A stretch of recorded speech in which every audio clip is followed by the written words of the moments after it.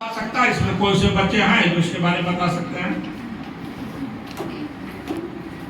आरुणि का जीवन चरित्र के बारे में कोई विद्यार्थी है जो बताएंगे? देखिए, देख लीजिए, देखते हैं ना।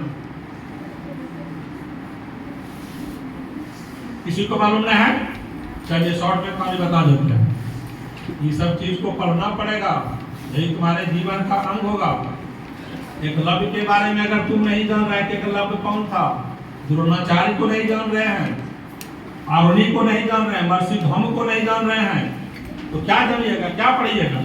कोई पढ़ाई का उद्देश्य नहीं हो पाएगा। ध्यान दीजिए इधर, महर्षि धौम का शिष्य आरुणि था। उस समय का जो परिपाटी था, पठन पाठन का शिक्षण का, वह कहाँ होता था? गुरुकुल में होता था। गुरुकुल में होता था। गुरुकुल गांव से कहाँ होते थे? जंगल में होते थे। गुरुकुल जंगल में होते थे, जहाँ कोई बाहरी वातावरण से कोई लेना देना उसको नहीं है।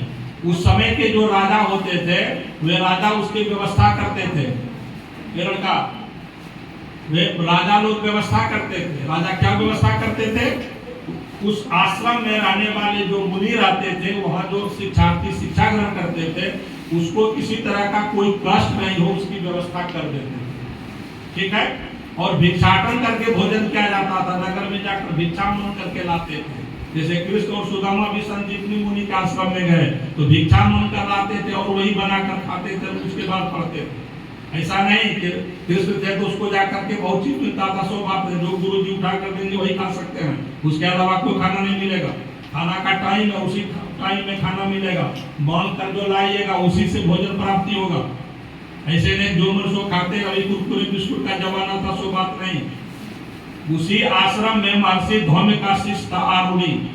और जो आश्रम में खेती बाड़ी थी, वर्षा ऋतु आ गया, आषाढ़ का महीना आ गया, वर्षा होने लगी। वर्षा जब होने लगी, बहुत शाम का टाइम था, चारों ओर अंधेरा वातावरण हो गया, बादल गड़ने लगा, पानी पड़ने लगा। महर्षि धौम ने आरुणि को कहा कि जाओ तुम इसको मेड़ को बांध देना, खेती जो करेंगे जिसमें कि उत्पादन होगा उसके मेड़ को बांध देना। आरुणि बांधने के लिए चले गए, क्योंकि गुरुजी बोल दिए थे मेड़ को बांध देना है, इसलिए वह ऐसी परिपाटी नहीं था कि किसी दूसरे बच्चे को ले जाना है। गुरुजी जो बोले वही काम करना है। गुरुजी बोले आरुणि तुम जाओ मेड़ को बांध देना। आरुणि मेड़ बांधने के लिए गया और मेड़ बांधते रहा। बारिश इतनी तीव्र गति से हुई थी कि मेड़ के नजदीक जो मिट्टी डालता था वह पानी के बहाव में कटते भी चला गया। कटते कटते अंधेरा हो गया। अब आरुणि सोचा कि अब तो मेड़ मैंने बांध नहीं पाया, इसलिए आरुणि उसी जगह जो बांधने वाला मेड़ था उसी में वो सो गया। सो करके पानी को छेके रखा। रात्रि हो गया, रात भर वहीं रह गए। प्रातःकाल हुआ। प्रातःकाल पर महर्षि धौम जब सब विद्यार्थियों को पठन पाठन का टाइम बाद नजर उठाकर देखा तो देखा आरुणि वहां नहीं था। उसके मन में हुआ कि आरुणि को तो भेजे थे, शायद वे आए कि नहीं आए। सभी शिष्यों के साथ वे खेत पर गए। उसके बाद उन्होंने पुकारा आरुणि, आरुणि का बेटा आरुणि तुम कहाँ हो? कहा गुरुजी हम यहीं पड़ा हुआ हूँ। वहां पहुंचे महर्षि धौम और उसे उठाए और उठा करके कहा तुम्हारे ऐसा शेष और हमारे ऐसा गुरु अगर संसार में पैदा होंगे तो संसार शिक्षित हो जाएगा। वही दे सकता है वो शिक्षित। वैसे गुरु वैसा आज्ञाकारी था आरुणि। आरुणि के आदर्श को आज समाज नहीं, दुनिया के सभी लोग एक एक कर जानते हैं। इसलिए छात्रावास मिलेगा, आरुणि छात्रावास, एकलव्य छात्रावास। अच्छा जो छात्रावास होगा उसके नाम से रखा जाता है कि विद्यार्थी यही पढ़ने वाला था तो आरुणि था, पढ़ने वाला था तो एकलव्य था, जिन्होंने पूर्ण निष्ठा के साथ पढ़ा। जबकि एकलव्य को शिक्षा देने में द्रोणाचार्य ने नहीं पढ़ाया और कहा कि मैं तुझे शिष्य नहीं बनाऊंगा, लेकिन उन्होंने उनकी मूर्ति बनाकर उसके सामने धनुर्विद्या का प्रयास किया। और जब उन्होंने अर्जुन के सामने उसकी परीक्षा हुई, अर्जुन फेल कर गए। पूछा तुम्हारे गुरु का क्या नाम है? बोला मेरे गुरु का नाम द्रोणाचार्य है। द्रोणाचार्य बोला कि मैंने तुझे शिष्य बनाया ही नहीं। कहा कि गुरुजी जिस दिन मेरा आप मुझे शिष्य नहीं बनाए थे, मैं आपकी मूर्ति बना लिया था, उसी के सामने विद्या अध्ययन करता था, इसलिए हमारे आप गुरु हुए। अंत में जाकर उनको कहा कि अगर तुम इस तरह शिष्य मेरा हो तो तुम अपने अंगूठा मुझे दान दे दो। उन्होंने काट करके अंगूठा दान दे दिया अपने द्रोणाचार्य गुरु को। वह एकलव्य था। ऐसी शिक्षा प्रणाली, ऐसे शिक्षार्थी, वैसे शैक्षणिक संस्थान, वैसे गुरु की भूमि यही भारत भूमि है, जहाँ की अनेक ऋषि मुनियों के आश्रम पड़े हुए थे और उस सब आश्रम में अच्छे अच्छे शिक्षार्थी शिक्षा ग्रहण किए और उसकी शिक्षा की महानता से आज हमारे देश का दीपक उज्ज्वल रूप से जल रहा है। महात्मा गांधी किस जगह के थे? राजेंद्र बाबू कहाँ के थे? ये बिहार की भूमि के थे, है ना।